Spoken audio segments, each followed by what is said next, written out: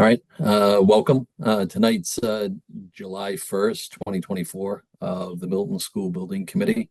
I'll call the meeting to order at 7:08 p.m. As I typically do, just do a roll call vote of as I see people on the checkerboard. Dr. Miranda.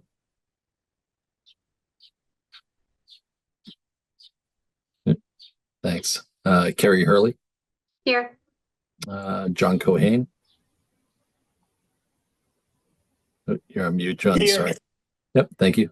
Scott Tereshak. Present. Tim Lombard. I'm present. All right. Mark Loring. Present. And Akwa Bong. Present. And yep, Sean O'Rourke, present. Like I said, Glenn Hoffman's the only one that he might be joining us in a little bit. He'll be calling in. Second thing on the agenda is citizen speak. We reserve the first 15 minutes of the meeting for any citizen that wants to speak. We ask that you raise your hand and just announce your name and address. And please limit your comments to 3 minutes. So just give it a couple minutes and see if anybody raises their hand.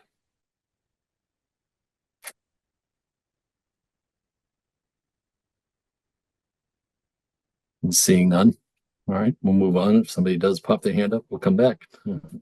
Item 3 on the agenda is approval of past meeting minutes from last week, Monday, June 24th, 2024. Those are all sent to everybody in your meeting packets from Seamus. So just open it up, see if there's any questions or comments in regards to the meeting minutes.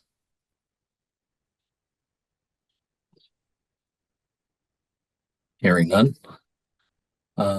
Entertain a motion to approve. I'll make a motion to approve the meeting minutes from June 24th, 2024. Second. All right, second by Dr. Miranda. I assume no further discussion. So we'll go through a roll call vote. Dr. Miranda. Yes. Carrie Hurley. Yes. John Cohane. Yes. Scott Tereshak. Yes. Tim Lombard. Yes. Thank you. Mark Loring. Yes. Akwa Bong. Yes. And Sean O'Rourke. Yes. All right. Item 4, old business, is a discussion update on the architectural work that's been going on, specifically on the sustainability and the HVAC design. So with us are representatives from Arrow Street, along with their subconsultant for mechanical, electrical, plumbing. Shonali, I'll let you guys take it away. Thanks. I'm going to go ahead and share my screen. We have a number of slides to talk through today. Can everybody see the screen? Yep. Okay. Apologies, I can't make it a full presentation mode. For some reason, my laptop doesn't let me move through the slides, but let me know if anybody needs to zoom in at any point. So for the agenda today, we're going to do a review of the sustainability systems that most of you were here for 2 weeks ago when Kate Babrisky, our Director of Sustainability, presented some options. She's going to review those with you today.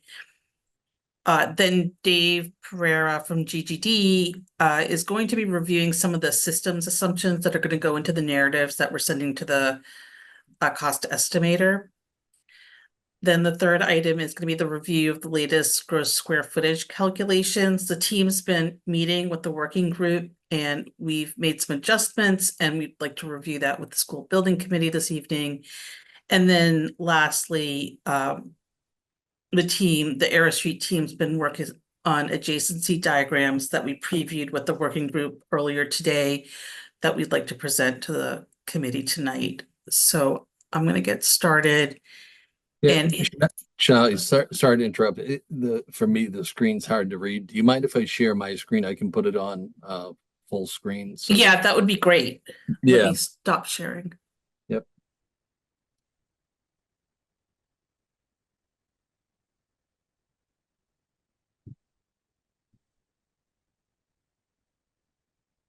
That better? Great, thank you.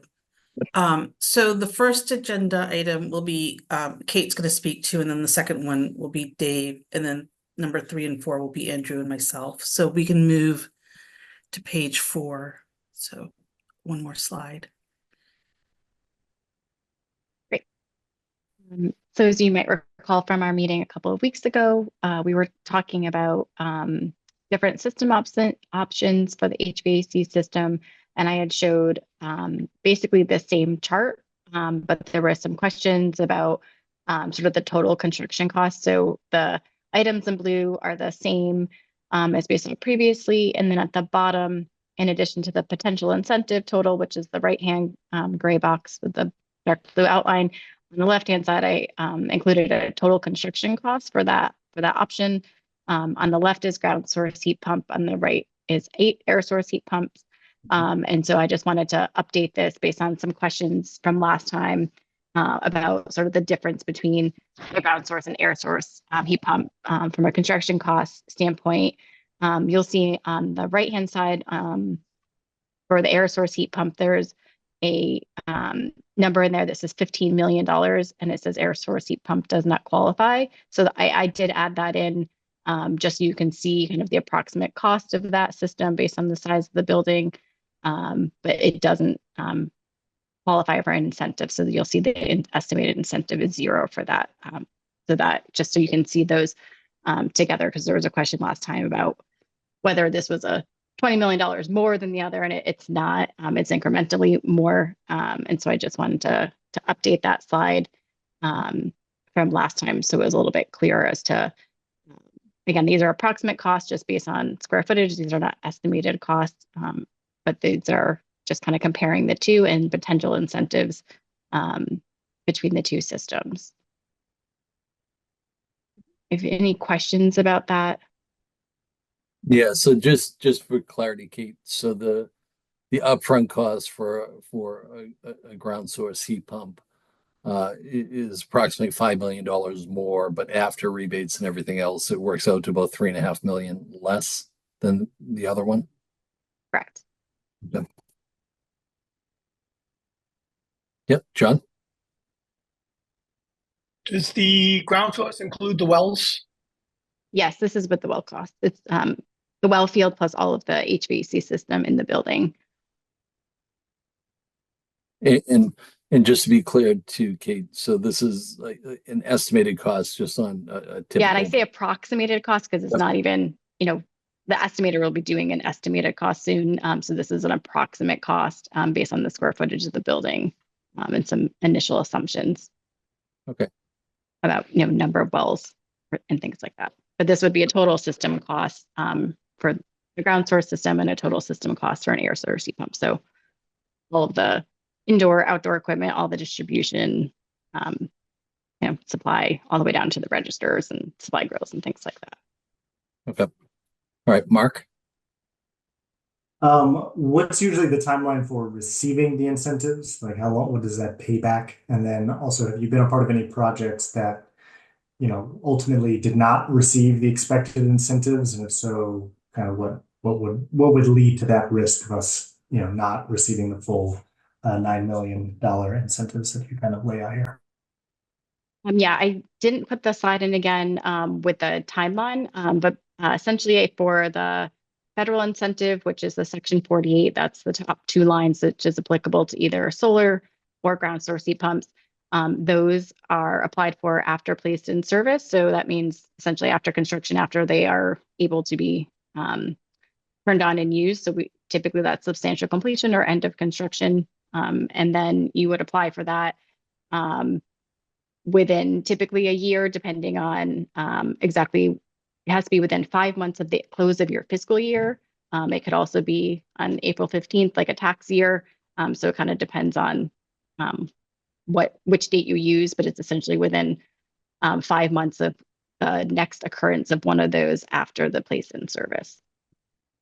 So that's the federal incentives, and then the mass save incentives for path 1 and path 2. You get a portion of that after the project is completed construction. So at the end of construction, you get the bulk of it then. And then path 1 also has a verification, 12-month verification portion to it. And so you get that after the building has been operating for 12 months and you show that you're hitting the energy target that is set by that program. So there's kind of two payments for that piece on the path one. I've not had a project in path one ever not get the incentive they're going after. There is flexibility on the path one for that verification incentive. It doesn't start like day one that you move into the building. You can choose when you start that 12-month verification. Typically it's after, all the commissioning is done, which typically is not done the day one for occupancy. So you get time to decide when you start that date of 12 months. And typically we see projects started within 6 to 12 months after opening or, after occupying the building. The federal incentives, as you're probably aware, are newer. They basically were created at the end of 2022.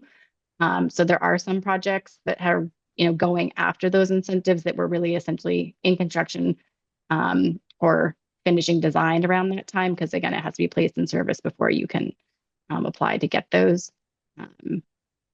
But there are some projects that were in that that calendar timeline between, I guess, almost 2 years ago now to be able to apply for those. And then they go to 2032. So right now, those federal incentives go up to 2032, and they're not guaranteed after 2032. Scott, you had your hand up, it went down, so I didn't know if you still have a question. My question was about path one, but Kate answered that. Yep. Any other questions? Yep, Aqua. You mentioned something about the federal incentive. Is that part of this 9 million projection? Yes. So I'm not sharing, so I can't move my mouse, but Sean, if you could highlight that. It's the second blue line, blue row. That's the federal incentive there. For ground source heat pumps, air source heat pumps are not incentivized. So you'll see it's 0 on the right-hand side. That's the federal incentive. There's also, I did put 700,000 in here for solar. So that would be if you installed a solar system. I estimated it to be equal to the energy use of the building. So essentially a net zero building. That's what that number represents. So that's optional. Like you wouldn't, we haven't said that we're definitely doing solar on this building, but that gives you a sense of what the potential impact of incentive on solar would be. Just so I'm clear, the federal incentive is the $6.8 million. Is that correct? Correct. Yep. And the So 714 is also a federal incentive, but that's specifically to solar. Okay, so we're looking at more than 7 million in federal incentives. Is there a possibility that, just playing it by ear, government changes and that incentive goes away? And our projection is on this incentive. Is that possible? I mean, these are passed by Congress, so Congress could always choose to pass a law to change the law, but it isn't something that could be easily changed by like a regulation or an executive office administrative change. It would have to be a congressional law to change that. Right now, the law that was passed, these are until 2032. Thank you. Yep. And John? Is net zero a condition for the mass save rebate? It is not. So the path one rebate is the net zero or net zero ready pathway. And so that's just hitting an energy use intensity that we talked about last time of 25, but you don't have to do the solar piece of it. You don't have to commit to even doing that. It's just you're hitting the energy side of the equation without necessarily doing the renewable side. Yeah, that's one of the things I was going to ask too, Kate. So for the solar that's there, could there be a potential to do a power purchase agreement, basically a third party lease for some of this? And I believe a couple of the schools we went to had that. And this is just showing it as if you owned the system and were taking advantage of the incentive, but you could also purchase them in other ways like a PPA. And so the incentive wouldn't be direct. It would be part of the negotiated cost of your PPA. Yeah. And then similarly, if we just didn't do renewables at this point as part of the project. It looks like it would just be on the estimated construction cost take off about $2.8 million or a net of about $2.1 million on that overall bottom line. Yep, you could just cross it out. It doesn't change the other numbers. None of the other numbers are contingent on that. Yep. So one of the things too, I'll just mention for all the members too, is like the exercise we're going through right now isn't to make, quote unquote, hard decisions of exactly the path that we're going. This is to plug in for the estimator for them to kind of develop their overall project estimate on here. If, say, come the fall, we decide that we don't want to do a ground source heat pump and we want to do an air source heat pump that's shown there, we still have the opportunity to kind of go in that path, early on in the design. But I think what we're looking to do now is try to figure out what our set budget's going to be, and then based on that budget, allow the estimator some direction on how to crunch the remainder of his numbers that he's working on. Yep. If you go to the next slide, this is just the summary chart that we looked at last time. We had talked about essentially 3 systems, the ground source heat pump. We talked about a variation of the ground source heat pump that didn't have full cooling. And the consensus I was hearing last time was that wasn't an option. So that would be the second one here. I didn't change the chart or cross it out, but that's the second one. We talked about that because of the not full cooling, that really would come off the table. And then the VRF, which is the air source heat pump system that was on the previous slide for the incentives. And we also talked about the heat pump, chiller, electric boiler as well. So this is just a review of those systems we talked about last time. So one other question I have too, Kate. So for the ground source heat pump that we're looking at, our last meeting, we decided on option 2, which are 2 separate buildings for preschool and middle school. Would the ground source heat pump be, providing conditioning for both buildings, or would it just be for the middle school? We do something separate for the preschool. It'll be for both buildings. And we actually have a slide on that. I think it's in 3 more slides, so we can hold that question until we get there, or we could jump to that now. Because we walked through like what would that look like for 2 separate buildings, how they would tie together. It wouldn't be 2 separate systems. That's fine. We'll get to it when it comes around. So this is just, again, the pros and cons high level that we talked about last time. You go to the next slide.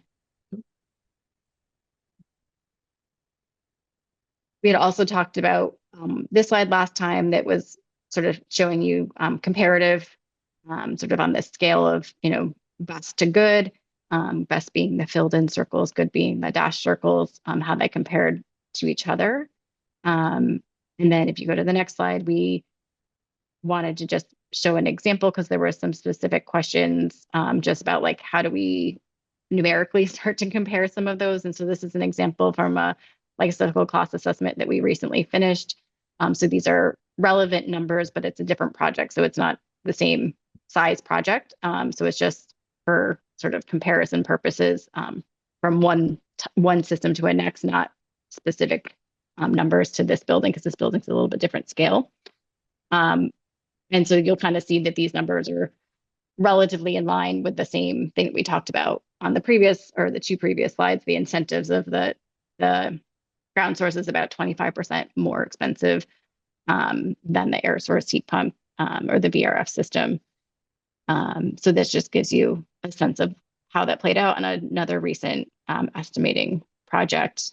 So you can see the energy cost, the annual maintenance cost, the capital cost, both with and without the incentive on those last 4 columns. Just gives you some numbers to compare as opposed to just comparing from the qualitative circles that we had. So one other question I have too, Kate. So like, for us, this is, I think for a lot of us, our first school building project that we're doing, but for your guys' portfolio, what's the typical trend that you guys are seeing? I would say the majority of our public school projects are going for the ground source heat pump system. This is, with the incentives, the additional incentives now, that's definitely more the case, but even before any of those incentives existed. So we're generally seeing people do the ground source heat pump. Again, it's because it gets that energy use intensity, it's lower operational use. Over time, it's more incentives up front, but then also over time, it is less expensive, both on the maintenance side and the utility cost side of it. So you can see like this example, you can see the energy cost, $1.26 versus the VRF, $1.41. And you can see the maintenance cost, 66 cents versus 75 cents. These are per square foot numbers. So not only does it's always sort of made sense from a long-term operational look at it, but now with the incentives, it also is less expensive from the first cost as well. Right. Any other questions from members?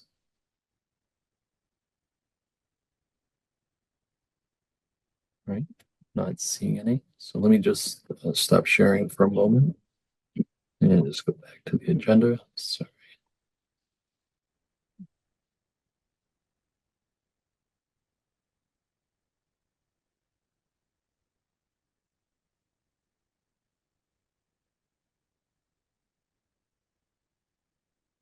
Sorry, just pull out the agenda. Just jumped out after I stopped sharing my screen.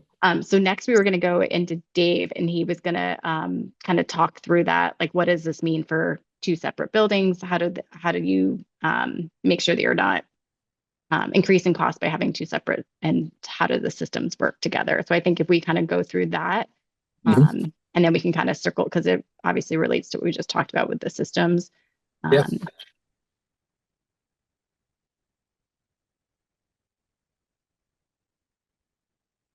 Right.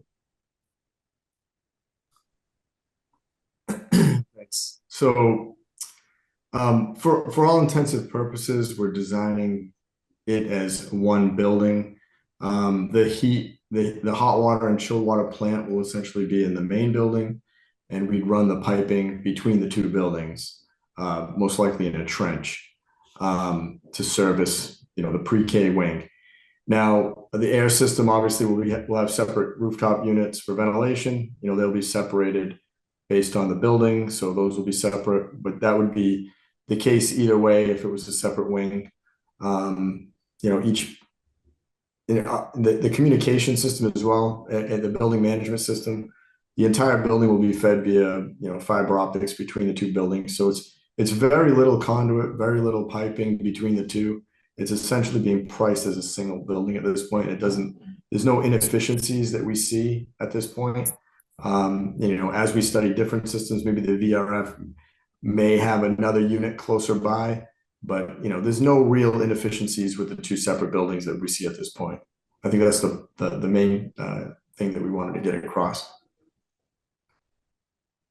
And if you go to the next slide, from an electrical standpoint, yeah, so we'll come in with a main service in the main building and just sub feed that other building through a trench. It'll be a pretty small service to get that to that pre-K building. Same thing with the communications. It's just fiber optics between the buildings so that the two buildings communicate with each other. Security system will be on the same network as the ATC system. So there's no real inefficiencies, like I said, with this system as well. We wouldn't be bringing in multiple services unless for some reason one building wanted to be metered from another. The other system would be the fire alarm system.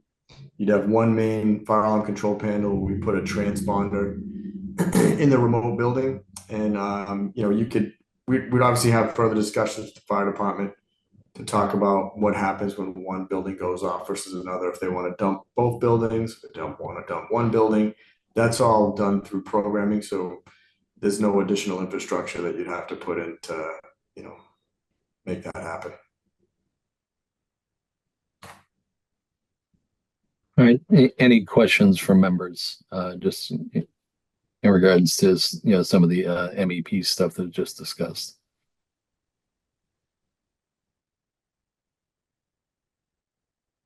All right. Not seeing any.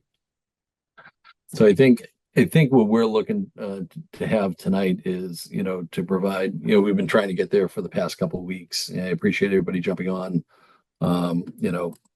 for the past couple of weeks to jump in these meetings.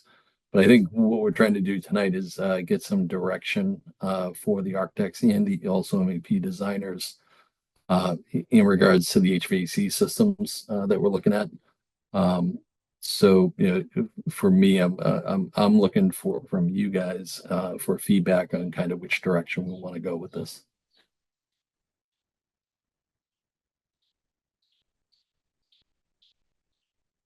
Yeah, Scott. Personally, I like the ground source with the heating and the chilling. Both seems like the best option for the long-term future. I have the exact same comment. Yeah.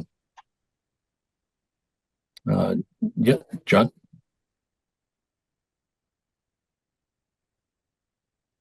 Me too. Exact same comment. Okay. Dr. Miranda. I agree with that comment as well. All right, we get into a consensus. I see Mark smiling, so I think I already know how he's going. Yep. And I think, I was skeptical of a ground source heat pump. When we did the interviews with the architects, I think Kate will remember I was a little, all electric building, ground source heat pump and stuff like that. I was a little skeptical. The free money, as you put it, for the federal tax incentives is staggering. You know what I mean? I experienced just on my own personal note, I just leased a new car as a Tesla, and free money down for the lease made it very palatable.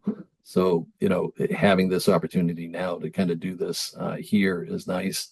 On one of the site walks that we did at I think it was at the Acton building, Larry, that we went to, you were nice enough to take me into the mechanical room there, so we could actually see the system in working. Talk to their maintenance folks that were there, and that's what kind of started getting me turning on it. And then Kate, your numbers tonight and everything there, I appreciate you diving in a little further from the commentary we had last time. But yeah, for me, I'm fully in support of it. So and Tim, I apologize, I didn't see your hand up. Oh yeah, no, that's okay. I put My hand up when you were talking there, Sean. So no, I found all of that very compelling, and I appreciated diving into some of the ancillary systems that were looked at, and we're going to experience no inefficiencies in kind of bridging those systems over to the other building as kind of an umbilical. So that all sounds good. The one concern I do have, Sean, is like early on we had talked about the need to upsize emergency backup generation. I know that's kind of like an area of expertise of yours, so I'd love to get your thoughts on that, and maybe in conjunction with the designers. But I mean, this was all very compelling. I'm very much in support of moving forward with the ground source. I just would appreciate your thoughts on that. Yeah, I'll jump in right after Aqua talks too. Like everyone else, I like the ground source. My only concern is this is based on a federal feedback, and I'm concerned that if we don't get the money, is there a chance that we don't get the money? I don't really understand the process, especially since ours would not be completed until 7 years from now. Will that money, free money, still be available to us at that point, or 5 years from now? So looking at it from that point of view, I have some concerns, but I see the benefits. I think we're really putting our eggs on this federal money here. So just a clarification to yours, Aqua. So, for us, my hope is we're still on track for a 2027 opening. So that's, that's the project schedule we've been trying to hold for all this. So, if we were to hold that, that tax incentive would still be there. Kate, I think you said 2032 it expires. Is that correct? Yeah, so the current regulation is through 2032. Yep. So that would be, essentially an additional 5-year window for, the built-in schedule that we have now, Aqua. So, I mean, if for some reason, we got accepted to MSBA and then went into their program, I think we'd be out at a 7-year timeline for there. But our current timeline is to have the school built and operational by 2027. Thank you, Sean. Yep. So, yeah, Tim, in regards to like the electrical backup and stuff like that, that doesn't deal with the ground source heat pump or anything like that. It just deals with the all electric building, and basically having a slightly larger emergency generator there to basically make sure that the heating of the building is still there in the winter in case you have a loss of power or something like that. Whereas if you had a gas service that provided you heating, we can dive into that further, but I think the small upcharge for a generator, because I dove into this a little bit when we adopted the opt-in code. I talked with Alex Hasha, that's the chair of Sustainable Milton, and when we went in front of the Warren Committee, I actually laid out some of the pros and cons for it, and to upsize, from if it's an 800 amp switchboard to a 1200 amp, or if there's probably fat already built into the infrastructure that's there that can accommodate it. So to upsize the generator isn't that much. Sean, I can actually speak to that if you don't mind. Yeah, go for it. So essentially the service is going to be sized for an all electric building no matter what. Even if you were to have a gas service, if you're opt-in code, if you want to meet that 3% from MSBA, we have to size that service anyway. So you're not saving anything there. You do save on like you said, the generator is going to be, larger to pick up the heat pumps. And we don't put the entire heat pump system on. We'll use BMS controls to put maybe 3 modules of the heat pump on that can maintain that freeze protection level. So we're getting pretty good at downsizing that generator to a reasonable level with the all electric buildings. And when we do study those systems against each other, air source to geothermal to VRF, and if we did study a non all electric, we would actually take that generator size into account. So as we move forward into that process, you're going to see those numbers, and that's going to be built into the estimate. Excellent, thanks. Yeah, because right now what we're talking about is budget. We're setting a budget, but then we'll be doing the full life cycle cost analysis later, like that example chart we showed. And in there, if there's any costs associated with electrical upgrades, those all are part of that life cycle cost assessment. It's not like 100% just the HVAC side. It will have any electrical impact if there is any between the different options. All right, Kim, that answer your question? All right, perfect. Yep. So Kate Shinali, I think you basically heard essentially outside of Glenn Hoffman, essentially unanimous in the direction I think we want to go with this. So I think for that end of the agenda we're good. If you guys have anything else, we can. No, I think that's great. Thank you. This will help us move forward. Dave will be able to continue with the narratives and be able to get more precise information into the cost estimate. So this was really helpful. Thank you. Okay. All right. So on to item 5, which is new business, and 5A is a land swap update. So as everyone knows, at our last meeting last week, there was some progress done from the Executive Office of Energy and Environmental Affairs. They submitted a letter back to Senator Timilty, or finding that the resource value of the replacement land was equal or greater than the land we were trading out. So essentially, the land swap was a good thing. Since then, the Senate has moved on that. They've engrossed the bill, and there were some minor edits due to some typos that we ran into with Town Council, and the Senate Council had a couple revisions too that made a reference. So it all got cleaned up, and I appreciate Senator Timilty's help on that. It's now a new bill, mainly for the edits they made, and it's Bill S2840. And that one has now moved out of the Senate and is over at the House, and it's into a committee now. So we've been I've been in touch with Representative Driscoll, Representative Fluker Oakley. And they're working at pushing this through. So it's moving. So out of the letter that Senator Timilty provided us, or the step-by-step process with 15 steps, we're now on step 12.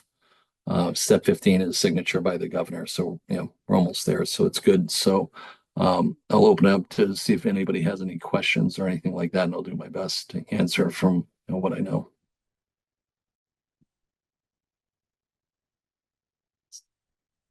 Seeing none.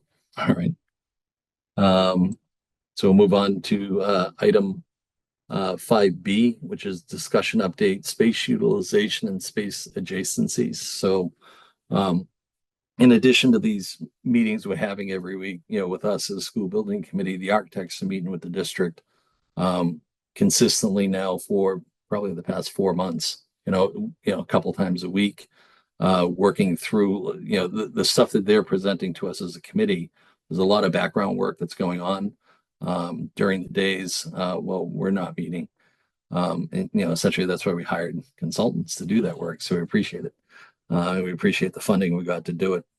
So what you're going to see now is kind of an outcome of some of that work that's been done. So as you guys know, we started with the visioning sessions that the architects worked with the district leadership team.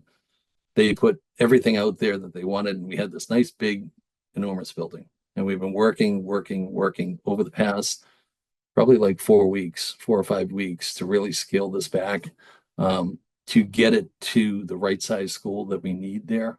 So it's like a balance of, trying not to make it too expensive and also make it work educationally. So I think they found that balance. And with that, Shanali, do you want me to keep presenting, Shanali? And you can that would be great. Yep. We're gonna have to do a little bit of zoom in. I'm just gonna warn everybody, these slides are really text heavy. All right. So essentially, what we did in the first slide that you're gonna see is we tracked the timeline of the reductions and some of the caveats that were made to understand how we got to those numbers. So that very first column where it says initial study, this came from the presentation that a previous architect did, and they came up with a rough 115 to 120,000 gross square footage. We did not get an explicit program from them, so there's some assumptions that we made on how they got to that number. But our understanding is that it does not reflect the 4-team structure. It does not include the auditorium, world languages, and any of those additional exploratories. If you look at the next column over, which is the MSBA, that is just for the middle school and doesn't include the preschool, and that's 112,000 square feet. And your initial study was 115,000. So there's some, ways of breaking down the square footage that something was not included that the town of Milton really needs. So the MSBA, again, doesn't include the auditorium, the world languages. It does not include the pre-K, and it does not reflect 4 teams. So that's how they were able to land at that 112,000 gross square footage. So then this is when Arrow Street enters, right? And we did these visioning sessions with the educational planner, and we met with the teachers, and we met, with some of you on the school building committee to talk about what are you thinking about for the middle school? What do you see? What do you need? What's operating at a deficit in the current middle school that you need to see in the new middle school? And that's how we came to the 202,000 gross square footage. And that included the auditorium, the 6 world languages, the exploratories, increased teacher support, planning spaces, and a lot of those spaces, again, were not reflected in the MSBA gross square footage tally. There were extra classrooms in the preschool. I think they had asked for 9. So that was what we were working with to understand what you needed, or what the faculty, the teachers felt that they needed to operate a peak school. So then we had to get realistic about What does that mean? How do we make this work budget wise? How do we give you the best middle school, but also be pragmatic? And this is that next column that Sean is pointing to is our first revision. We right-sized the spaces. We looked at the size of the classrooms. We looked at the size of the offices. We looked at the size of the auditorium, and we became really efficient with those sizes. And so we were able to take out some square footage there. We decreased, I think we had 4 STEAM rooms. We decreased one of those classrooms. We removed a health classroom and a drama classroom. And that came about because we got help from the educational planner. Sean Burke also did quite a bit of work here, along with Bill Fish, the middle school principal, to find utilization so we could find the rooms that could do double duty. And that really helped us bring down that square footage from the 202 to the 168. So highlighted in red is where we stand now. And we made more cuts, so to speak, to get to that 152. This version is 3.5 teams per grade, so a total of 7 teams. Where in the previous version, it was 8 teams, 4 teams for the 7th grade and 4 teams for the 8th grade.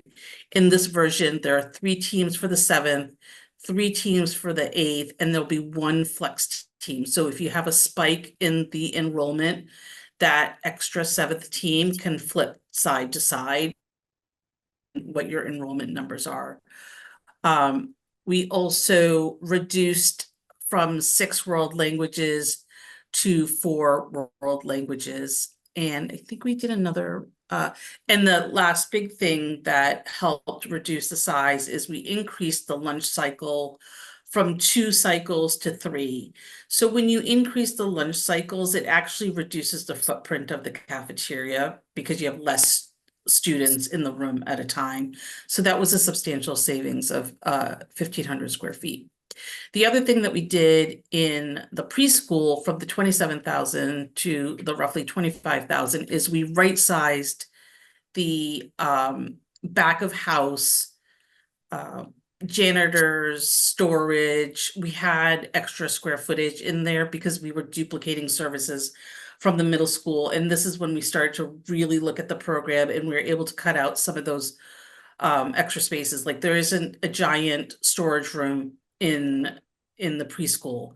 That will be all stored in the middle school. So we were able to combine those spaces and find some additional efficiencies. And that's how we landed to this 152. And that's where we landed as of last Friday. I'd like to just add one point to what Shanali was explaining, which is that when we noted reduces to 4 world languages, that's not a reduction in the actual number of languages that are offered educationally. This was talking about how many dedicated classrooms needed to be planned for in the building, and through digging into the utilization and understanding how the schedule of the building could function, and reviewing that with everyone, it seemed like it could work with 4 classrooms. It's not that there's only 4 world language classes being offered, it's that it's just 4 classrooms. Okay. One other thing I just wanted to mention too, Shanali, for the reduction from the visioning down to the other 2 in regards to the preschool. I think, and correct me if I'm wrong, during visioning, the preschool is envisioned to be full day preschool, and that's why it was around 33,000 square feet. Correct. Yep. That was a big impact from that 33 to the 27. Yep. And then, for special ed spaces, we've done our best to hold everything that was requested for the most part. Yeah, I don't believe that we've removed any special ed spaces. We did right size a couple of the spaces. We had them as full-size classrooms. And then after talking to Bernadette and some of the other teachers, we realized that that was too large. They didn't need it. That was just a miscalculation. So we were able to reduce them from a full-size classroom to a half-size classroom. And I think that happened to 2 or 3 special ed spaces. Okay. Any questions from members?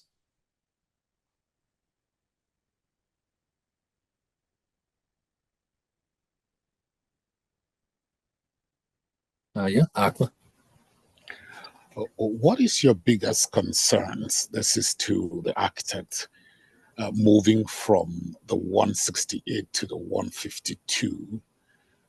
Do you have any concerns that you want to share with the committee?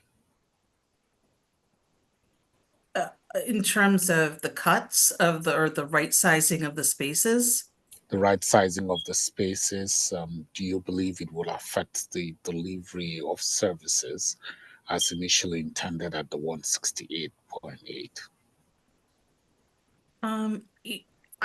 I don't think so, but I think it really depends on the principal and the teachers and the way that they're utilizing the spaces. I don't think as the architects that we're able to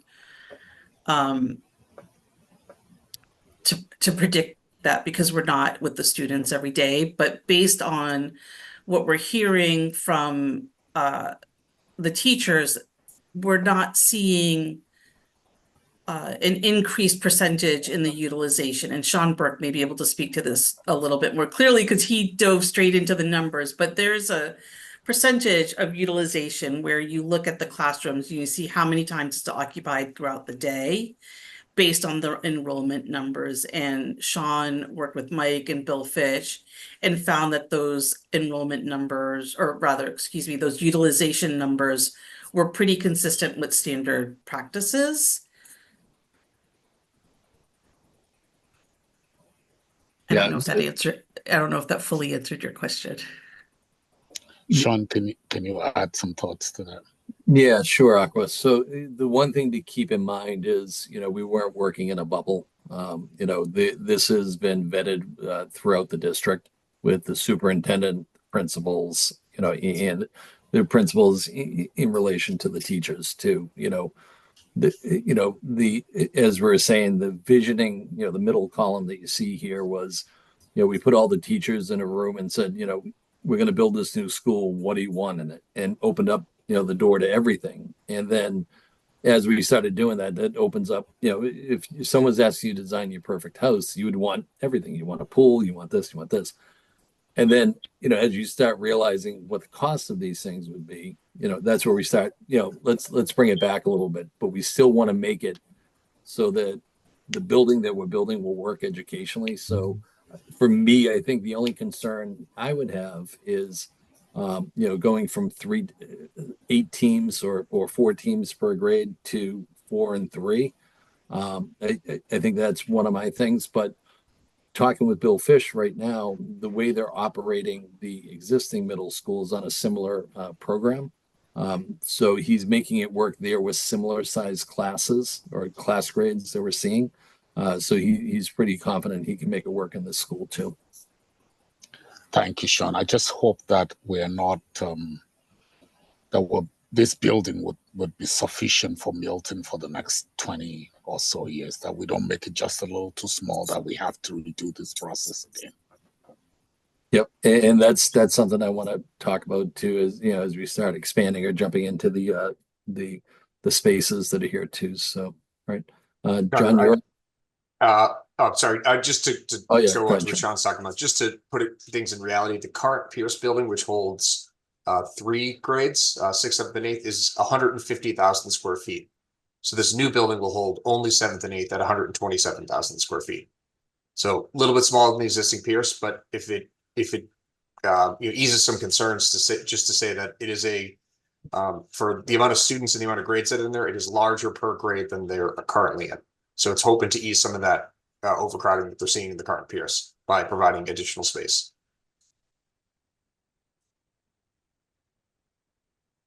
all right. John, thank you. My question is similar. Is we went into this with the population looking for 8 teams. How much are we sacrificing going to 7?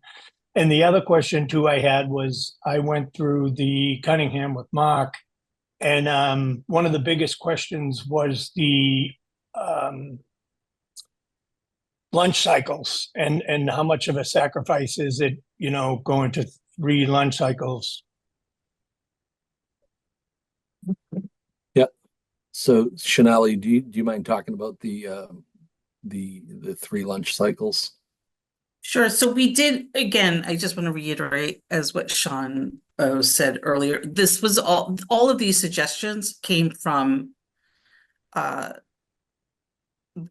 working group. Like, we're implementing these changes, but these are the ones that they're putting forward.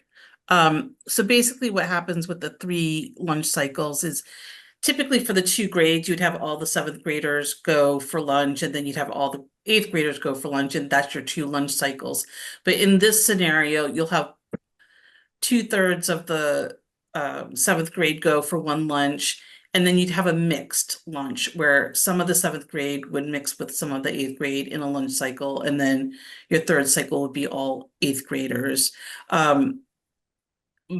Bill Fish, I think, said he could make it happen operationally, that there's currently 3 lunch cycles at Pierce, and he knows how to organize that, but that does substantially decrease the size of the cafeteria. And again, it goes back to, what are the values of the school? What's the educational programming? Is there a preference for the 2 lunch cycles? Do you want all the seventh graders to eat lunch together? Because that's a different philosophy for the way you want to run the school. And as the architects, we can only speak to what that means for the space, but not for what Milton's vision is for the middle school. So one other thing I'll jump into too, John. So with Collycott Cunningham, the total population that's in those schools is a lot larger, and they all share that one cafeteria that's there. So there's more of a rhythm of them going in. That's what's made that window for lunch for them expand so much. And that was part of the reasoning when, where thoughts were, a couple of years ago, we were looking at alternative options of, adding on to schools and building them out and making them bigger with classrooms of the existing facilities. The cafeteria became the pinch point for all that stuff. So if we expanded schools and put a bunch of classrooms on there, it would screw up the lunches there. For this one, we're only talking about 2 grade levels that are there and a smaller population. So the rotation of them in there, we didn't think would be a problem. The other one that you mentioned is far as going from 8 to 7 teams. The part of when we looked at this too, the teams that we had there for, if we go back, I think it's 4 meetings ago where we had the bubbles of the teams and the classrooms that are associated with them. The world language classrooms that are there are additional classrooms that are off there that, when we look at MSBA, weren't accounted for in there. And that's, I think, why you see some differentiality there, of about 16,000 square feet extra that we have in there. So, as we were going through this, we felt, and along with the district, that, reducing that one team down and still keeping those world language classes there allowed us some flexibility that would allow them to adjust. I just wanted to be careful that, coming from residential, I know the same thing. The first visioning was, in a perfect world, this is what we'd like to get. And now we're at a reality world. But in some cases, and even in the residential, when you get to the reality world, you want to make sure it's still what you originally wanted. Yeah, and that's exactly why we've been working with the district the entire time. So, if it was myself, Shanali, and the other Sean locked in a room, I would be a little concerned about it. But I mean, we have been honestly probably the past 2 months. The visioning sessions occurred, February probably up till April. With some site visits to 2 middle schools and 2 preschools in there. And then using all that there, we've been working over the past couple months, using that visioning to define, what they want for spaces, and then have them try to understand. And, part of it is asking teachers to understand the difference between a 1,200 square foot classroom and a 1,000 square foot classroom. You know what I mean? They don't, and that's kind of this last exercise we've really tried to hone in on ways to really skin this down to what we think is the most appropriate square footage there, while still maintaining, educationally something that's going to work.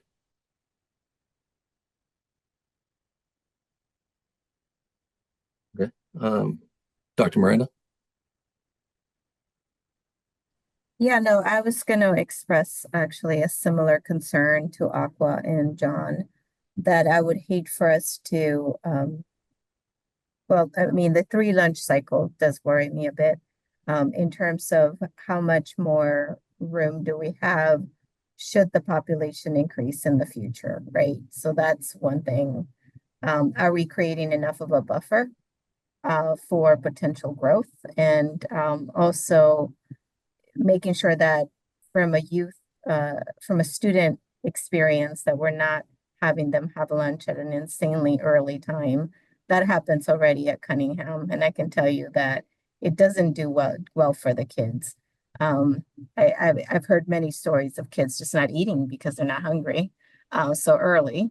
And so that is a concern of like, are we thinking enough about the future, not just the present? And I think it's hard to, when I think about Principal Fish and others who are right now, that the answer that you got is exactly it. We're going to make it work because that's what they've been doing, right? That they can make it work. And so that for me, it also concerns me a bit because it's the reality they have right now. So if that's the lens they're using, I understand why we want to get to a size that will reduce our costs, but I do want us to think from a future perspective as well. All right, Mark?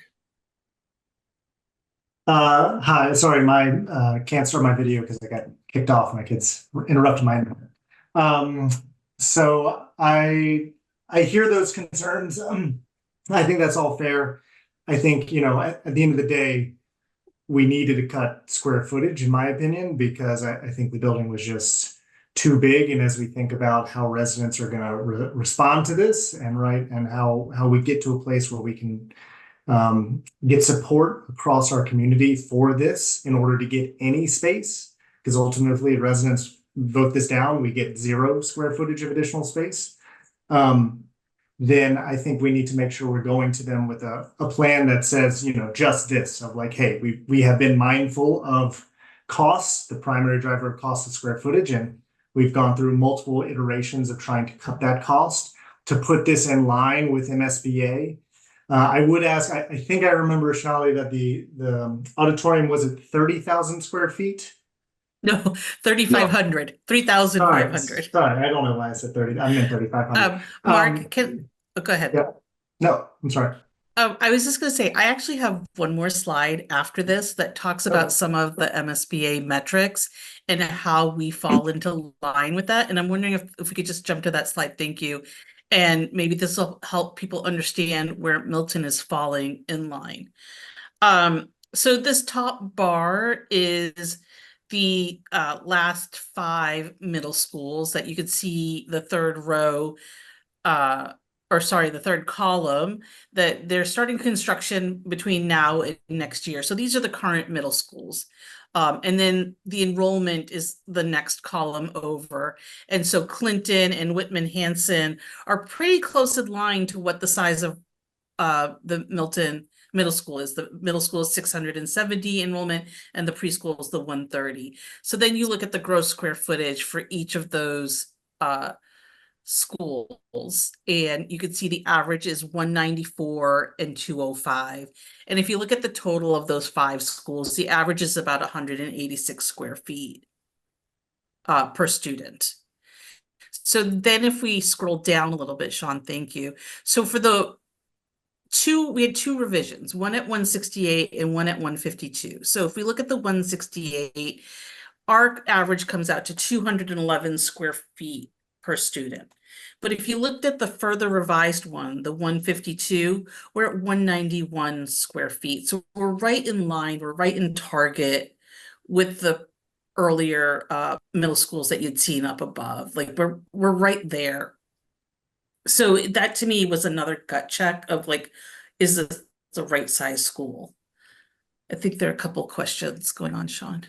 Yep, I'll let Mark keep going and then Sean's up next. Yeah, I really appreciate the slide. The slide's very helpful to, again, just put it in context of other places. I do have the question of, I'm not that concerned about 3 lunches, because if you assume a lunch is 30 minutes, right? 3 lunches, and that includes transition time. 3 lunches is an hour and a half, and that, gets you through them in very reasonable 11:30 to 1 o'clock range. I think, yeah, as people have said, the issue with Cunningham Collicott is they're at like 6 lunches, and so they're going from 10 o'clock to 2 o'clock.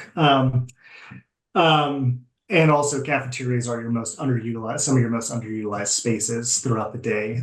So, if we can increase utilization in places where kids are actually learning and not places where they are 25, 30 minutes in a day, I think that in my mind is the priority. I do wonder, just like to the point of the cafeteria though, based on the square footage, what do we expect the capacity to be? I know that somewhat is dependent upon design, but in terms of like total number of students or that could be seated within a space of that size, what do we think that is? I think Sean Burke has those numbers. He ran through, Sean, correct me if I'm wrong, it was 700 students. For the max enrollment for the school. Actually, Mike Perla had a chart that went through all the different scenarios, and I think one of the things I wanted to point out as well on this is the 670 that we're all looking at here. That is not the current enrollment of the 7th and 8th grades of Pierce. The 7th and 8th grade of Pierce, I think right now is 606. So we'll just to keep it in perspective, when we talk about making sure there's room for expansion and making sure there's room for growth, that growth is already built into that 670 number. So I just want to make sure everyone's on the same page with that. We are building in for growth. We do have room in the building for expansion beyond, what just by the count, the count. You've never had a class of 670, as far as I know, in those 2 grades. Mike had run different scenarios on that, and I'm not sure where he went up with, but the original one at 168, he had somewhere closer to 800 kids you could fit in that school if you needed to. Yeah. So just for people's understanding too, the way, so, and Shanali, correct me if I go wrong, but for the MSVA square footage you get, there's a spreadsheet that MSVA has with, built-in formulas. You plug in your student enrollment, and then it back populates basically your spaces in there and tells you put these spaces in, you can make a school work. Correct. Yep. So with us, go back 1 slide. When we put the population number in just for the middle school, we were at 111,000 square feet with 670 students. And that's, as Sean just said, a little bit higher than what we currently have at the school right now. So, we've got an extra 16,000 square feet in there that's built in. So, as far as capacity or future capacity in the building, we've definitely accommodated for that. And for me, I've always been cognizant since the first day on this committee that, whatever we're building for this, we want to make sure we have expansion room in there, because as everybody knows, we don't have any more land to build another school later on. So, my goal is to get this one right. So.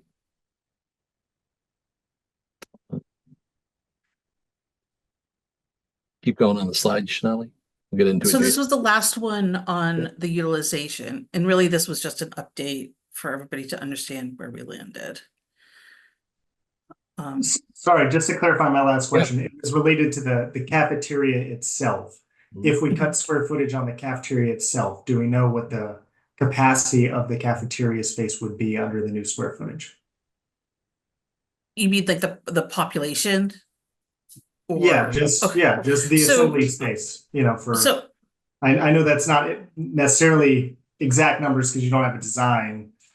Yeah. But let me tell you what I know here. So in when we originally ran the MSBA numbers with the enrollment of 670 with 2 lunch cycles, your cafeteria came out to 5,000 square feet roughly.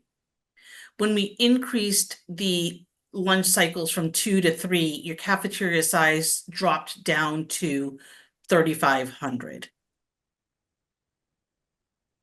And I don't know if that's answering your question precisely, but that's the reduction that's how we got to the reduction. That's helpful. Thank you. Okay. Oh, Mark, that ends up about 15 square foot per student and with about 233 students per seating. Yeah, which with 3 lunches would get you to about 700 kids, right? Correct. Thanks for doing the math, Larry. Yeah, no, and that's about a standard number for tables and chairs is 15 square foot per student. And I think just to go back a little earlier, somebody had asked about the 7 teams versus 8 teams. I think there was sort of a question, and I think still to be resolved on our end, is how does that middle team, if you will, get located in a way that it can swing in either direction. So some years, if you have a high population in 7th grade, it's a 7th grade team. In other years, it's an 8th grade team, or maybe it gets split down the middle and it's extra classrooms for either grade. So I think there's some flexibility in that as long as we can sort out how to lay it out in terms of the building so it's really flexible and usable. All right. Do you want me to proceed, Shelley, to the adjacencies? Yeah, so Actually, I think if I could jump in, I might try to present this just because I'll probably want to point to stuff. So let me try and hopefully it works. So while Andrew's pulling that up, just to give a quick introduction.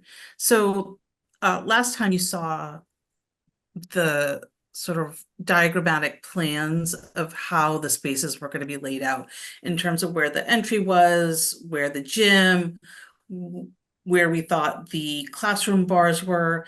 These diagrams get a little bit more specific and break down the rooms a little bit further. Is this showing up further? Yes, thank you. Andrew's going to walk through some of those adjacencies. There was also some feedback about the location of the gym last time that we took into account and adjusted. So I'll just hand it over to Andrew so he can keep explaining. Sure, thank you. So you might recall a similar looking drawing to this that we saw last time, but with less detail. And so as Shanali was saying, what we've done is whereas last week, and I hope that when I draw on this, is that showing up for everybody? You can see that. Yeah. We were kind of talking about it in terms of larger pieces and saying, that's a team, that's a team. And now what we've done is sort of laid out, well, what is a team composed of? And how do we really start to build these things up? And so you'll see in this diagram and in the plans that follow that a team is, the classrooms are represented in the blue, the light blue, and that there's a sort of very clear pattern of where there's 2 teams organized next to each other, and they are sort of in a way mirrored about a central point. This little orange block that you'll see here is the shared prep room between adjacent science classrooms, and the sort of dark gray that you see here is the restrooms and a stair core. I'll go through it in more detail on the actual individual floors, but I also want to point out that we've sort of in the center of the floor plan in this zone on the upper levels, that's where the strategy is to locate the special education spaces and classrooms in the most sort of central part of the building, so that there's it's the easiest to get to them, and depending on what floor you're on, if you need to get to a space that's on a different floor, it's sort of minimizing travel distances and so forth. And so I might come back to this 3D view along the way, but I'm going to start with the ground floor and sort of work up the building. So on the first level, one of the big changes from the last time that we showed this level was that we did look at the recommendation from this group to relocate the gymnasium. And we are now locating it here on the sort of northwest corner. Some of the feedback we received was that, when there's after hours weekend events, people will want to park their cars close to the gym, which makes perfect sense. And so previously the gym was sort of in the back area. We've moved it here, and the hope being that, that way we're making the most use of the larger parking lot that's right off of Guile Road. So that's one large adjustment from last time. Another is that this was, and by the way, I just want to preface that these diagrams and adjacencies are still showing and assuming a 4-team setup. We wanted to kind of get feedback about the 7-team idea before we looked at how that played out. So everything you're going to see is looking at 4 teams, and we can kind of talk through how a 3-team model, a 3.5 per grade might play out. So this is the larger cafeteria, which we rotated and sort of in order to take advantage of sort of the ability for it to sort of spill out and access green space in this area to the east of the building. We also went deeper with the development of the layout of the pre-K, and you'll see that we looked at moving the location of the entry. I think previously it was shown either further south or in the midpoint, but actually putting it somewhat closer to the middle school in order to create some efficiencies of, on the one hand, reducing travel distance from the kitchen, which is here, to bring food to the substantially separate classrooms, which is these two here. And also by putting the administration block of the pre-K on the north side, there's sort of a direct path and of travel and reduced travel distance between the administrative and medical components of the middle school administration and the pre-K administration. The idea is that each building has its own spaces, but we thought that there, it would be beneficial for, one to be able to quickly travel to the other without having to kind of, wind through a labyrinth to get from one place to the next. So those were some of the ideas that were driving how the first floor of the pre-K was starting to lay out. And I will note also that it's not labeled here, but this green block here is the sort of gym space, the idea being that potentially could open out into the green space that's back here and, access to the pre-K play area. We've talked a lot about potential future expansion on the pre-K, and in this version, the idea is that it might actually be better to expand here, the idea being that we have a central stair and elevator and sort of hallway set up that you could then continue that circulation pattern in the future and add on classrooms or what other rooms might be desirable. So that's sort of what was driving that. And I'm happy to zoom in on any of these, by the way, if people want to see it.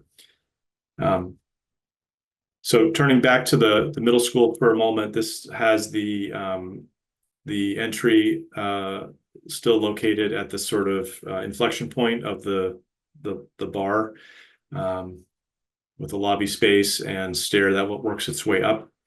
And we have our music and art exploratories and STEM tech and flex still on the first floor as we showed last time. One thing you'll see as we walk further up the building there's sort of 3 vertical circulation cores.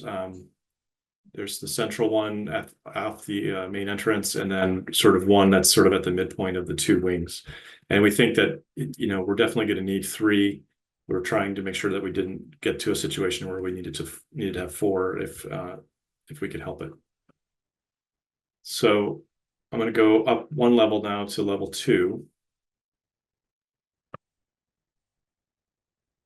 And here's where you'll start to see 2 of the teams. So this is 7th grade, team 1 and 2. And I am going to zoom in briefly on this just to talk about the organization a little bit. So each team you'll see has 4 classrooms. And the larger one, the one that I just did number 4 here, that's the science classroom. This orange block here is the shared prep room. So this classroom and this one here both benefit from that. That was one of the efficiencies that we realized. And then these small blocks that you see here and here between the pairs of classrooms are these small group rooms, which are intended to sort of enrich the education that's provided in the classroom by giving the opportunity to step out of the classroom as a small group and work on projects or have assistance from a teaching assistant, et cetera. And then this is looking at, developing a shared space between them that is sort of the learning common space for that team. And so this model is saying that each team kind of gets its own shared space, and the idea is that this would really be a place for some architectural identity for the team and for the school. These would be spaces that really feel like something where you enjoy being. And then you can see here that we've got the in the pink rooms, we've got the special education programs in the center of the floor plan. And then moving over to the left, this area here is the media space. And we've also thought about, and Bill Fish really liked this when he saw it earlier today, locating the guidance component adjacent to the media center, so that it wasn't just that the sort of go to the scary guidance office down in by the principal, like you're in trouble, that it could be something that's a little bit more informal and be designed so that it felt like a place that you might feel good about going, and it would sort of just lower the stress about maybe talking about some tough issues. So we like the adjacency possibilities of the guidance being paired with the media center. On the second level of the pre-K, which is, remember, it's not connected, so you can't actually move from the middle school to the pre-K on this floor. But since we're here, this is, it's an efficient layout. It gives us the 7 classrooms, the pink blocks being the small group rooms, similar to what we talked about just now on the classroom of the upper middle school. The orange block is a teacher planning space and some of the special education spaces. So the pre-K is really thought of as a, we're being very efficient with the layout, and using the connections that we can create to the landscape, particularly on the first floor, to make a special moment for the pre-K. And then moving up to the 3rd floor, and I'll zoom in here.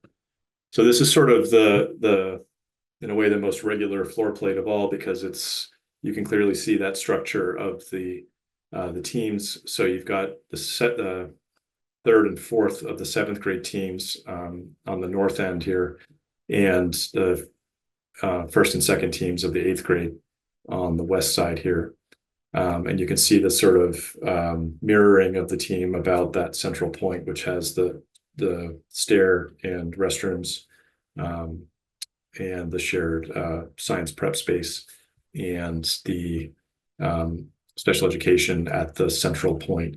And our hope is that we can make something special and nice with this stair element, and this could be an additional kind of gathering space with views to the landscape and natural light, et cetera.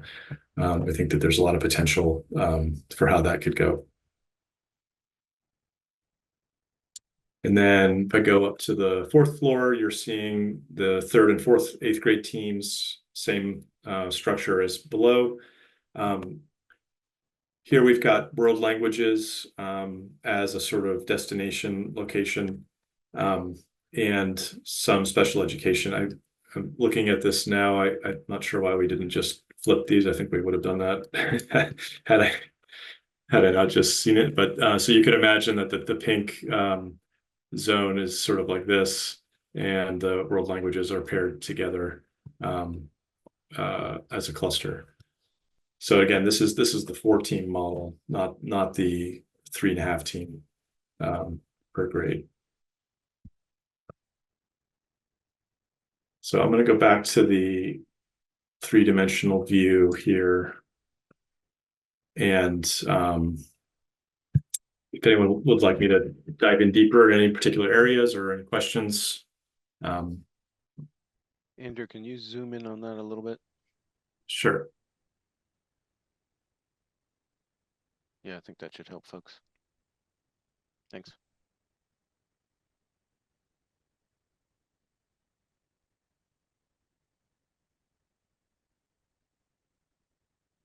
Sure, Sean.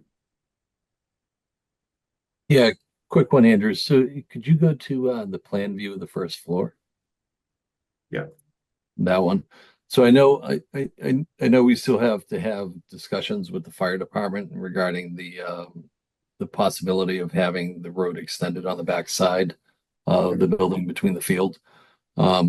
If it became a need to do that, could we eliminate the road to the preschool on the left side of the plan and, you know, potentially shift the building over a little more too?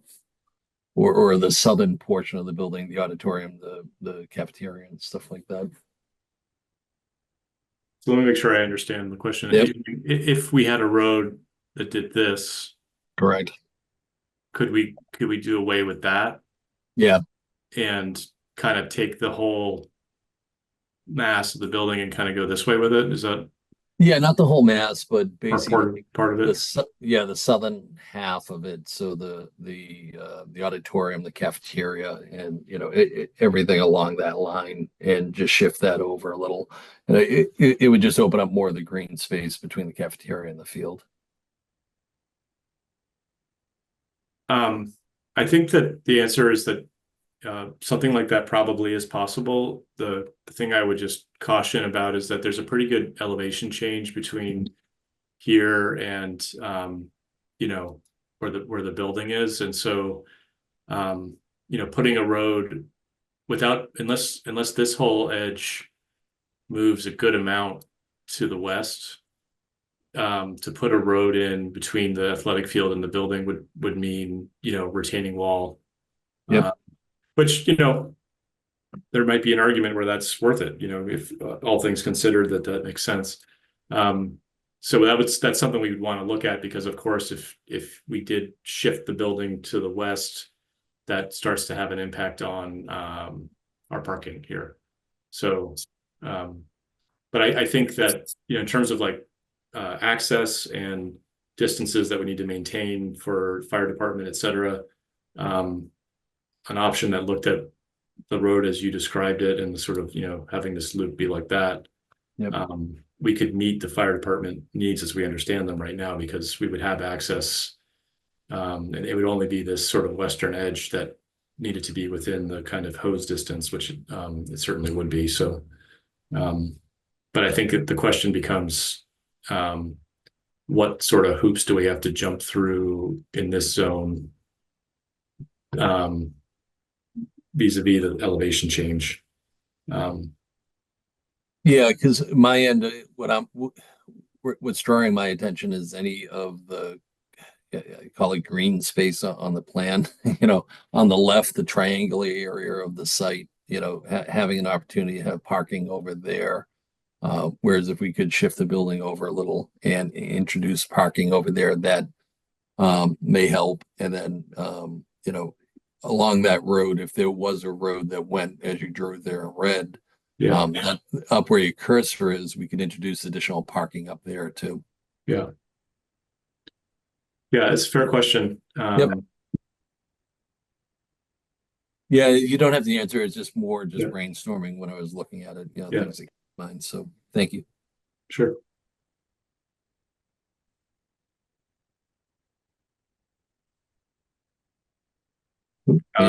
Carrie, Yeah. sorry. Yeah, sorry, Andrew. You can drive and call people. Okay. Sorry about that. I just was curious, does the media center, is that code for library in some way, shape, or form? Yes. Yes. Yeah. Okay, I just want to make sure. Yes, it is.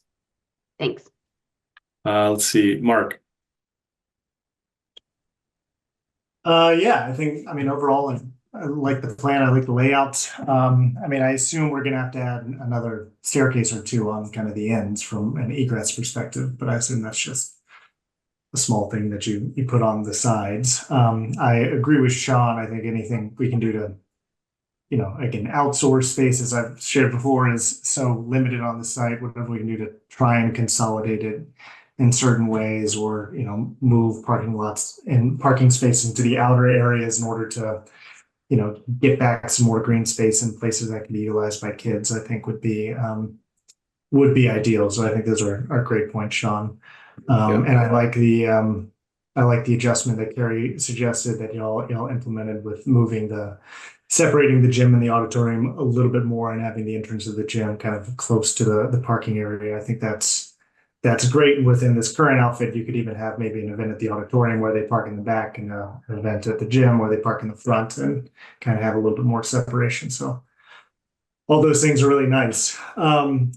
Where is the nurse station in this situation? Is it over by health and physical, or is it in that gray little box next to the auditorium? It's within the admin block here. It's not Okay. differentiated. That would be the middle school medical, and the assumption is that there's a component here for the pre-K as well. Yeah. Thank you. Sure. John. Yeah, my other question, I hear a lot about sped growth, and that's a huge issue. And I'm looking at these layouts.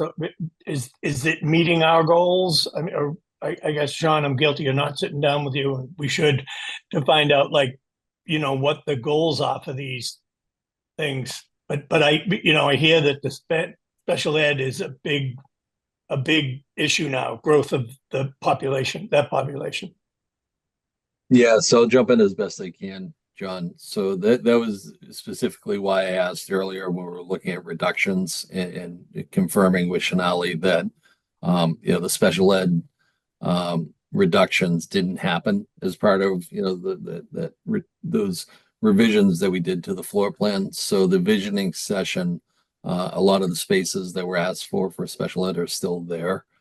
So as we went through reductions and stuff like that, we didn't touch a lot of that. And we're acknowledging the increase enrollment in special ed that we have right now, and that's part of the crunch that we're having overall in the schools, of not having space to service the children as we need, and then essentially having to send them out of district. So the hope with this project is, again, free up space at all the existing middle schools, but I mean elementary schools, by pulling some grade levels out of there. That frees up some space for their special ed programs, and then we're in this building, we're introducing the proper amount of space for special ed for it. And if I can add too, the other thing is that I heard too at Cunningham, there's a requirement that the special education space be equal to other space. And as I look at this layout, it doesn't look the same. Are we accommodating that? So let either Mark or Larry kind of jump in on that one. Yeah, I can jump it. Well, I go, Larry. I was going to say, so typically, so if you have a special ed classroom, it's the same size as your regular ed classroom. The other spaces, the special breakout rooms and other, half classrooms and things, are sort of sized to the population you're serving at the time. The one thing I think, which you may be thinking of, is there's very much a requirement that they're both integrated into the general floor layout, and they're not isolated in one particular area, so that you get the sense of, oh, down the hall at the end is where all those kids go. And I would anticipate, as we develop this further, that we will reach out to to DESE to get them to review the special ed, similar to how it happens with the MSBA, but we'll do it a sort of similar approach where once we get a sort of more firm layout, you send it to them and they look at it and agree to your general layout, because again, they don't want them all in one little corner of the building. We think right at the center is a good spot for them, and puts them sort of in and amongst the rest of the classrooms in a good way, but also a relatively accessible way.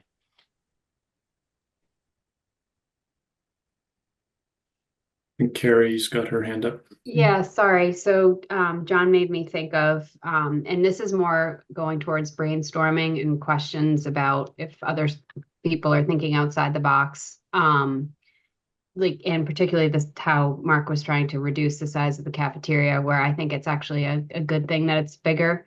I'm wondering, with all of the increase of kids with ADHD and, not many people sit in seats, as, breakaway space. And I'm just wondering if there's any programs that people are implementing, particularly in the kind of common areas.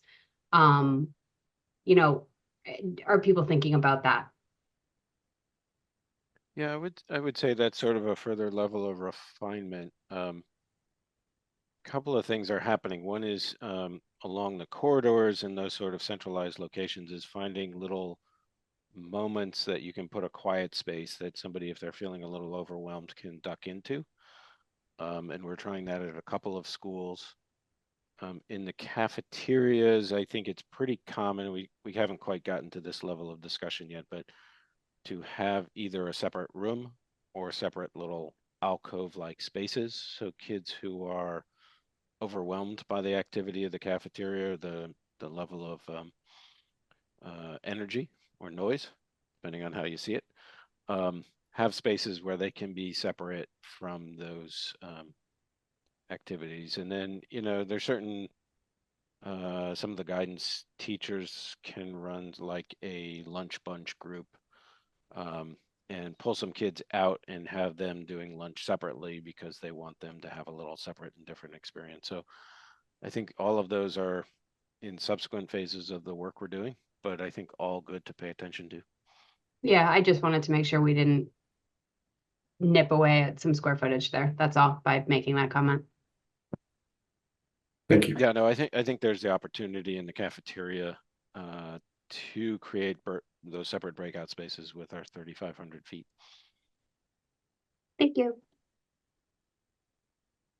I can just say from experience again, when the Aero Street designed our high school, like we have the 3 breakout spaces essentially that connect with our cafeteria for just the purpose that Larry is describing. And again, we also find it to be enormously helpful because of the downtime that cafeterias typically have, that we use them for advisory spaces or pull-out spaces, or meeting with seniors with our college counseling team, or it just provides greater flexibility than pulling 12 kids into a 3,500 square foot kind of open space, which doesn't feel very small or personal. And you can run a few of those if you get kind of a couple of those pull-out spaces. So I think all those ideas that Aero Street brings into at least the space they designed for us, and I assume are probably even better now, are great things that address that area. I think that's a great point.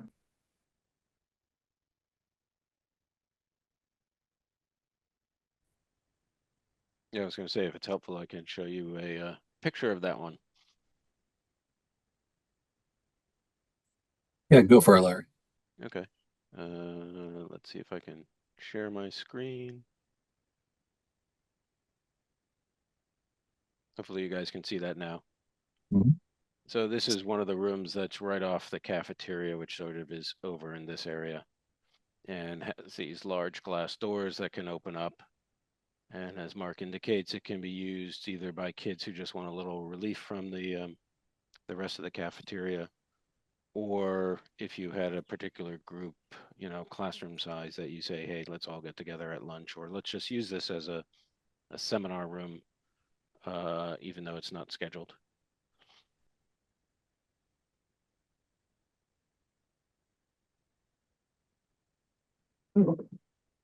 All right, Andrew, Shanali, anything else on adjacencies or anything like that? That was the that was it from our end. Okay. All right. Any other questions from members or comments or anything like that? All right. Seeing none. We'll keep moving. So item 5C, which is the discussion update of the cost estimate. So, as everyone's aware, all the work we're doing is to lead into a cost estimate that we can present. For doing these type of estimates before, specifically just for electrical, but similar to what you see here. You take the overall program, you start breaking it into almost blocks or modular pieces that we're just seeing on the floor plan. And basically each one will probably have different values to them. I know from an electrical point of view, I would do, if I was laying out a building, looking at what would be in each room differently, pricing one of them, and that gives me a price I can apply towards all the other blocks. My anticipation is, for the cost estimate that we're going to be getting, the gentleman that's doing it, what's his name again? Chanelli or Sean? I apologize. Peter Bradley. Peter Bradley. So, his end is, he's basically going to be taking the floor plans that we see here minus one team. You know what I mean? And I appreciate all the work you guys have done, but also take into account narratives for the MEP systems that we're going to have there, structural systems. We've gone through and done geotechnical borings, so we understand the subsurface conditions, and basically aggregate all that data and put a dollar value to it. So for members, I'll open it up to see if there's any questions. If anybody has, we'll do our best to kind of answer them.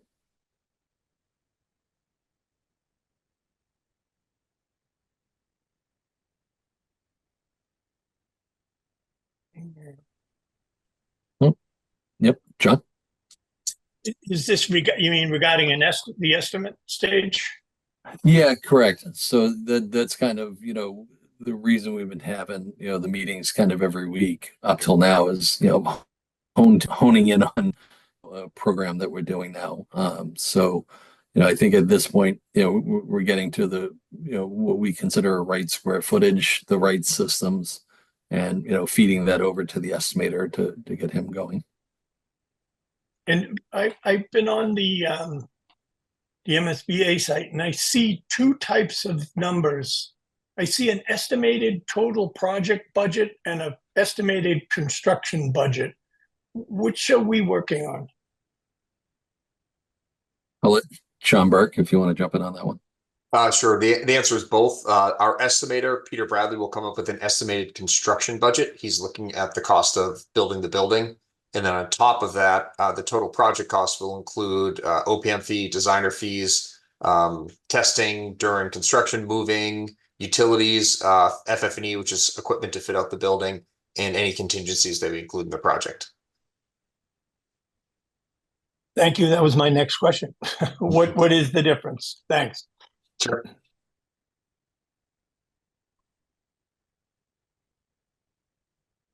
Right. Any other questions? So Chanel, as far as like an update on schedule for that too, do you have an update for the estimator? So we are packaging everything and sending it out to the estimator on the 12th. Mm-hmm. We have allotted 2 weeks time for him to return the estimate. However, he and I have been in discussions, and he's going to do his best to get it to us a little bit earlier. Okay. Ideally, the Wednesday, basically a week and a half.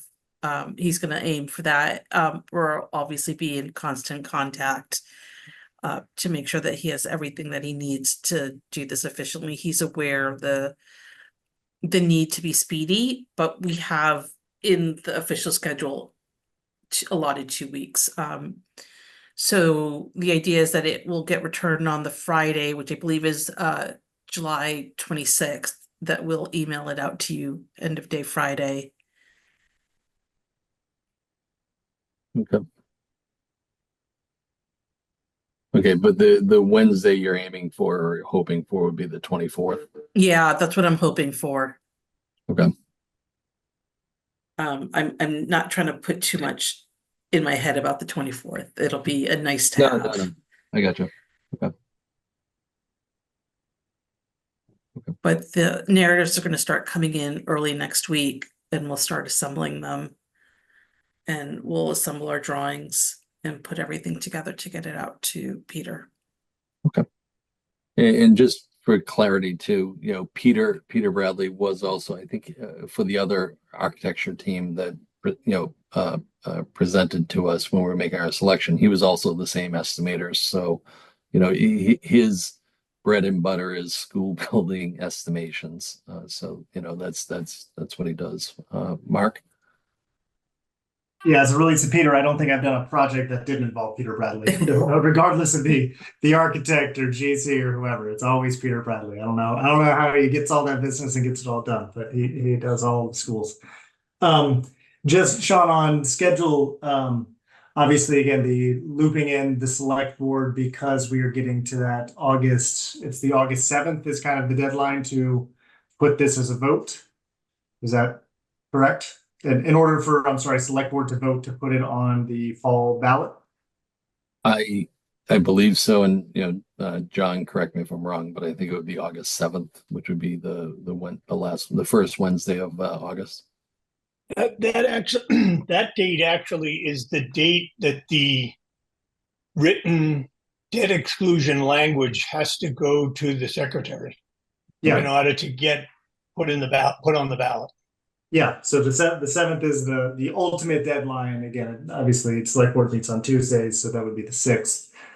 So, I guess my suggestion, I again don't know if it's you or if it's John here as our select board rep, would just be say if we're expecting the cost estimates to come in on the 24th through the 26th, trying to see if we can schedule some special select board meetings on that 30th and that 6th to because I assume this is going to require kind of a couple at bats with the board to walk through the project as we've kind of done today, and they obviously don't even have the background we have, and then also kind of to share the numbers. If I were them, I'd want the numbers and the opportunity to kind of ask questions, a week before I voted. So that's the 30th and the 6th, and I know they don't usually meet that often, but I hopefully they would understand that given the timeline and how quickly we've been trying to work on this for the town, that they would meet and at least take a vote by the 6th. Yeah. Go ahead, John. One of the first things we might have to do is move off because we're gearing this up. I believe, and I can check with Nick, but we're gearing this all up for a meeting on the 23rd. Mm-hmm. The next scheduled select board meeting was the 23rd. It was geared up for this, so we may need to postpone that. Yeah, I mean, I guess I'm sorry, Sean, you go. No, that's fine. So one of the things when I talked with the chair of the select board at 1.2 is, when we're trying to plan out, presentations for part of this is, for the amount of work that we've done over the past like 7-8 months, and the money associated with it, our budget, I think was close over $500,000 that we're spending. To summarize that in a brief presentation, I think would be too much, so when I talked with him when we had a meeting was essentially my goal would be to present kind of a update for all this work that we're showing here and how we arrived at this place and have some type of budgetary window, I mean, not the fine-tuned number from Peter Bradley, but some idea of where we're going to land.